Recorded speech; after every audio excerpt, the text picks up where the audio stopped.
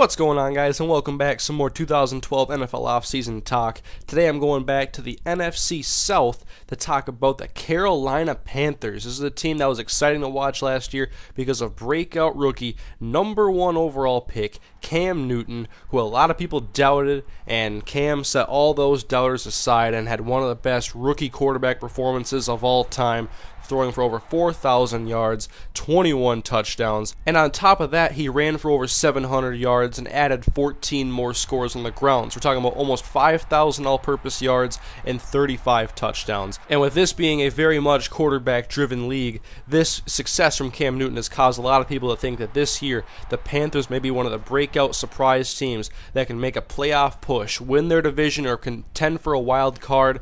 But I am not one of those people. I love Cam Newton. I wanted him to succeed so bad last year, and he did, but I don't think the Panthers are a playoff team yet. I have concerns on the offensive side of the ball and the defensive side of the ball. And so if you disagree with me, please leave your feedback in the comment section. I'm looking forward to some good discussion. But on to my offensive concerns for the Carolina Panthers. I think they need one more receiver, and I've been reading about Plaxico Burress's interest in the Panthers. Not sure if they want to sign him, but maybe it wouldn't be a bad idea because Legadou Nene left in free agency, and so it leaves them with Steve Smith, Brandon LaFell on the outside. LaFell had 36 catches but 613 yards last year. But at least they do have two good running backs. They signed Mike Tolbert in the offseason. I'm understanding he's going to play some fullback for them. I like that pickup. And they also have Greg Olsen. So the pass offense, it's not a major concern maybe. I mean, last year they were 13th in passing, 239 passing yards a game. Cam Newton obviously has the ability to scramble out of the pocket. And of course, Steve Smith had a great year last year.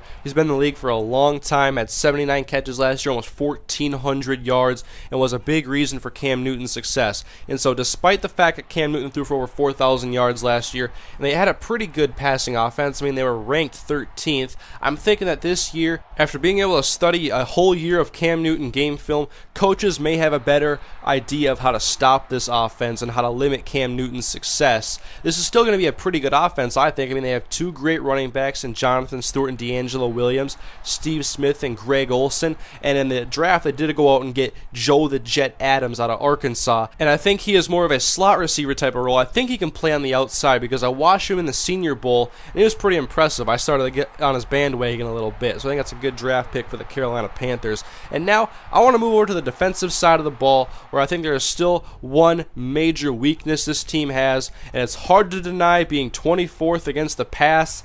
Their secondary has not gotten upgraded enough. Chris Gamble is now 29 years old. He's only getting older. I understand they do have young guys back there. They have depth. They got Brandon Hogan, Captain Munnerlyn, but somebody needs to step up at both cornerback and safety. I understand they're young, but I'm not a big fan of this defense, even though I did add Luke Kuechly. I understand he's a pretty good zone coverage linebacker from what I was reading, and it'll definitely help against the run. So you got John Beeson, you got Thomas Davis if he remains healthy, and you got Luke Kuechly. That's a very high-profile linebacker core right there, but defensive line has to help stop the run more, and the secondary is still very suspect. But this team's strength is definitely its offense, and so if Cam Newton has another amazing year and someone emerges as a capable #2 receiver, maybe this team could be a playoff team. But right now, I am not predicting that the Carolina Panthers make the playoffs. I'm still really high on the Atlanta Falcons right now, having gotten Asante Samuel this offseason, and then you have Roddy White, Julio Jones, and those guys are healthy.